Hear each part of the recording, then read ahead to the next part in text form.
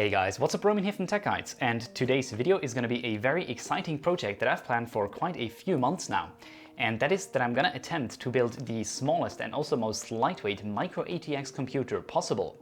Now, finding a suitable case for this project was actually super hard, especially in these times, because, well, first of all, most micro ATX cases are basically just regular ATX cases, so they're big and bulky. And second of all, most micro ATX cases that were only micro ATX were out of stock. So really I was kind of lucky to find the Johnson Bow UMX3 case on Case King available as well, which is a super small micro ATX exclusive form factor case, which both looks really cool and is also super lightweight.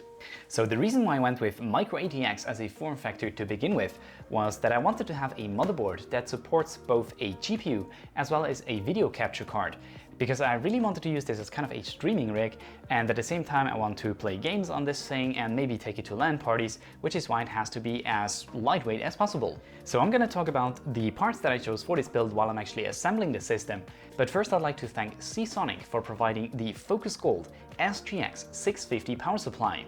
This is an absolutely fantastic little beast of a 650 watt power supply in the SFX form factor, making it the perfect fit for such a small form factor and also lightweight PC build like the one we're doing today.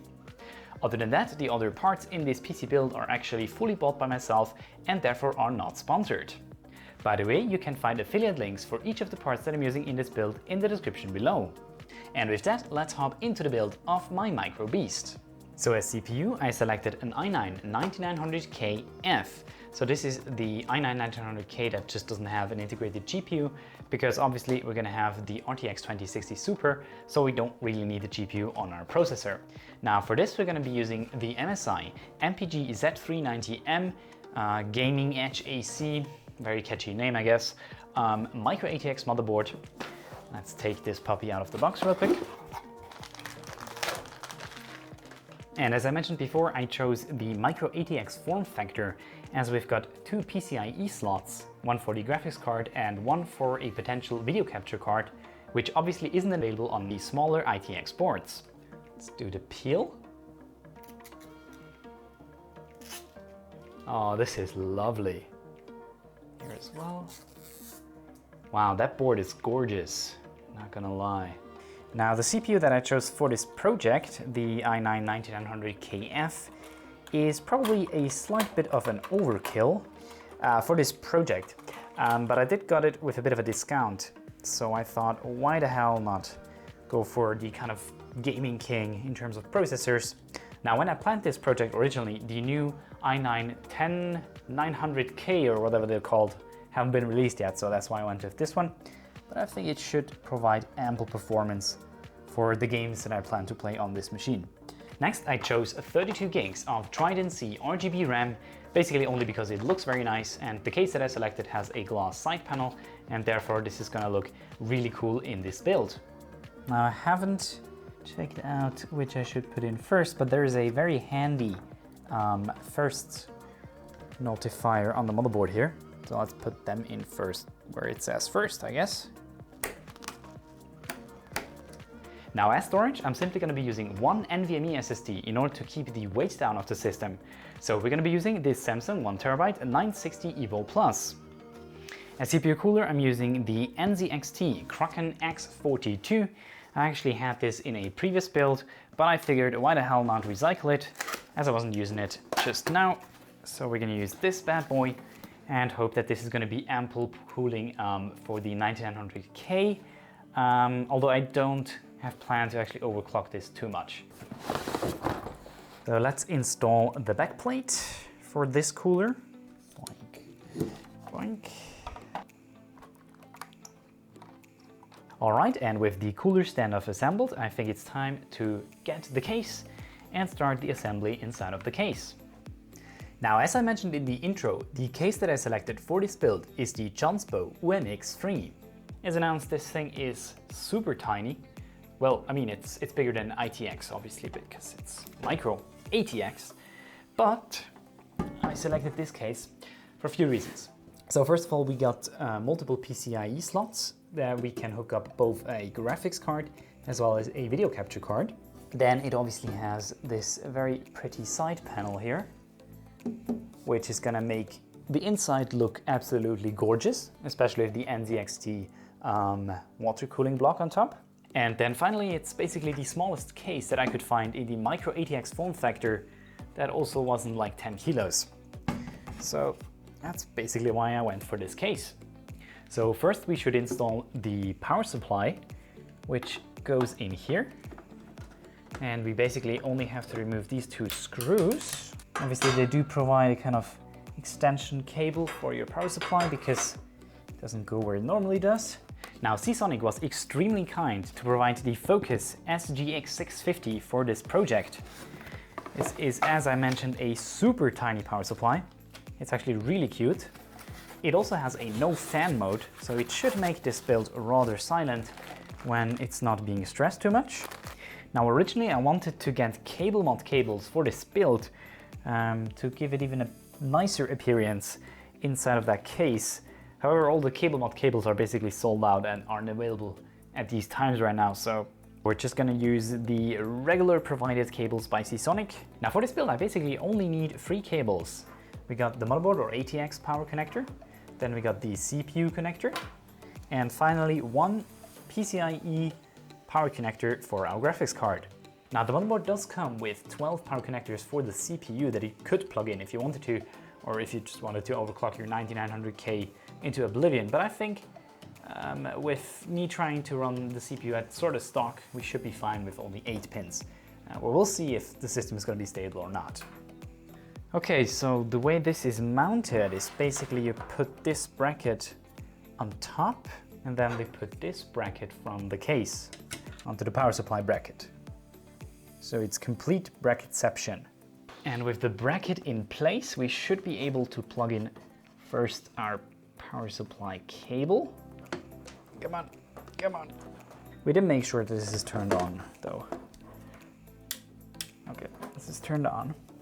Now this is good. The fan is on the back side, so it's facing inwards of the case, drawing in, well, whatever air is inside here, instead of trying to draw air here from the kind of front side, which is obviously closed off. Alright guys, so while trying to build in this case, I've been running into a little bit of an issue, and I thought I'd share this experience with you guys here in case you also want to build in this specific case.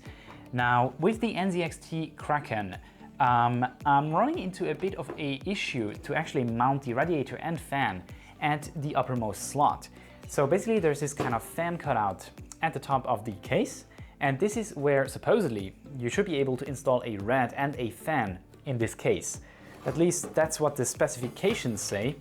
However, when I try to install it at the top, then the radiator or the fan is interfering with this MOSFET cooler and also with the CPU power plug. And basically the Kraken X42 is just incompatible with this case. However, I figured that I could maybe also install the radiator and fan at the bottom, because there is kind of this like little space between the actual bottom of the case and the kind of intermediate bottom that they put in. Unfortunately, to be able to actually mount the cooler on the bottom plate, we have to disassemble the entire case. And that's a bit unfortunate because it is put together in a rather inconvenient way to actually disassemble it. But anyways, as you can see, I did manage to take away this kind of aluminium sheet, which is actually just one piece of aluminum. It's pretty cool. And I also managed to completely MacGyver install the fan and radiator on the bottom panel. The only problem now is that the radiator overhangs the motherboard. So the solution that I came up with is rather janky, but I think it should actually work.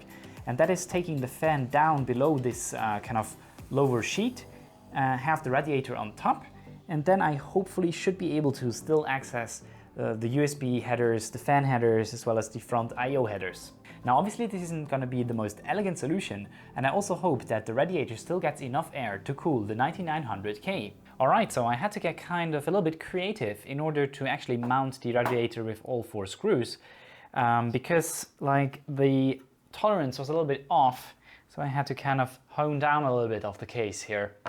But just for your information, if you also want to mount your radiator in the bottom, then you kind of have to destroy your case, so that's just a short FYI.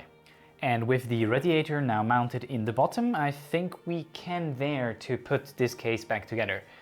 So this is gonna be fun. Time for a montage.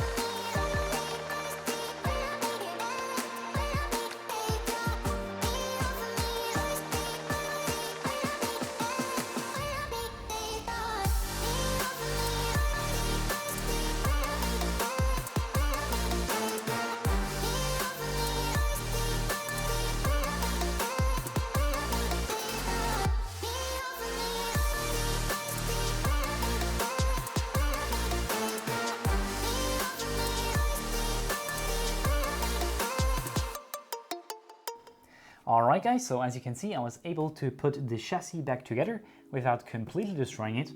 And I was also able to mount the NZXT X42 on the bottom.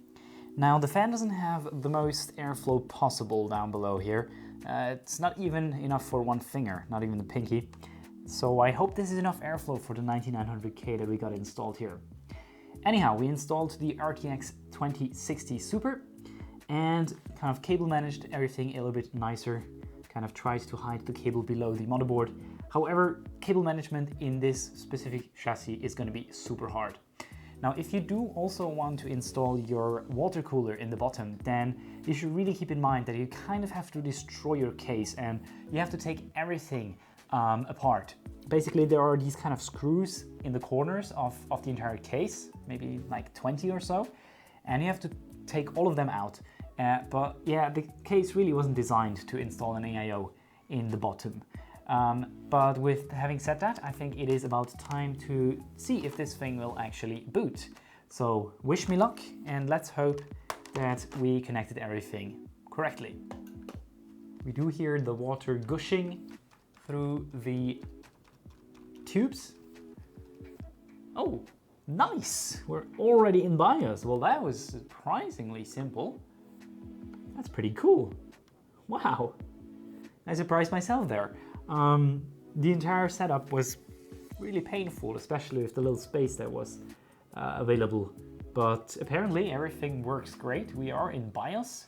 What can we see here? We have gotten the i9-9900KF, 3.6 gigahertz. Let's see if the memory is correctly recognized. 32 gigs of G-Skill, DDR4, and I think the first order of business is gonna try to overclock the memory here real quick. Extreme memory profile enabled. Save configuration and exit. Yes. System is also extremely silent, if you have a listen. Like you barely can hear it over the noise of my 3 other computers in this room. Guess that's not such a big surprise. I'm not sure if that was a bit too late. Oh, yeah, no, hang on a second. XMP is on. Memory, 3600 megahertz. And that's how you overclock your memory. For now, I think it's time to finish up this video, so thank you guys so much for watching. I hope you enjoyed this build. If you did, then definitely leave a like. If you didn't, leave a dislike. Subscribe for more PC builds. Thank you so much for watching. Have a wonderful day, and I'll see you guys in the next video.